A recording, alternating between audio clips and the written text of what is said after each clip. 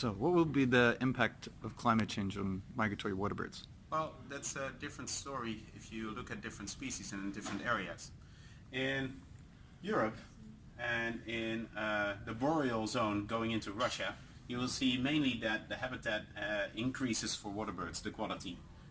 So birds will do well. And a very good example of that is the little egret, species from southwestern Europe and of course also throughout Africa, that is moving upwards to the northern and northeastern Europe. Here we have it, beautiful bird. So I think most of us in Europe will be happy to have this addition in our country. If we then go to the high Arctic, you actually see that although it looks blue, it looks like the value of waterbirds is increasing. The high Arctic specialists, like for example the sanderling, are losing out. They depend on really rocky tundra, and that will disappear because it will be overgrown with vegetation. So the little gray bird that we see running along our beaches will have a problem in 2050.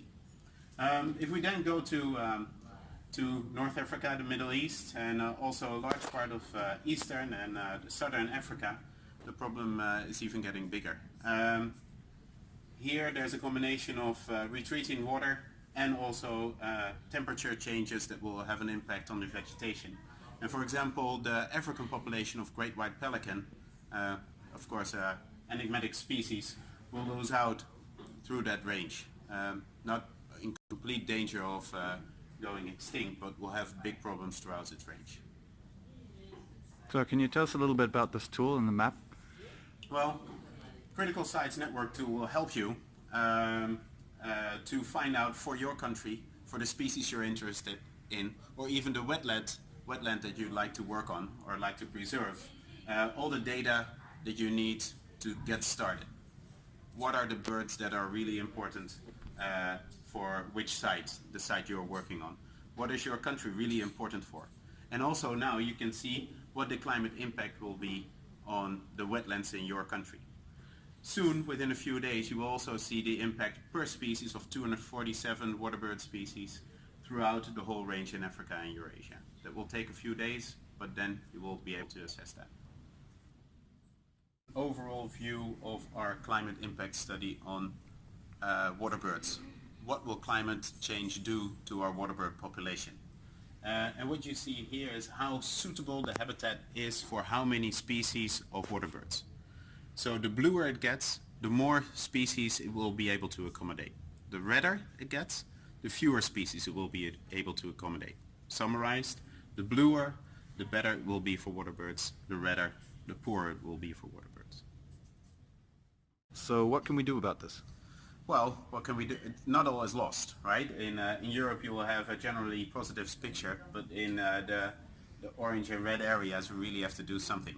And that is just focusing on waterbird conservation with only conservationists probably is not going to be enough anymore. We need to reach out and start talking to communities, to decision makers on agriculture and infrastructure, and also on water managers.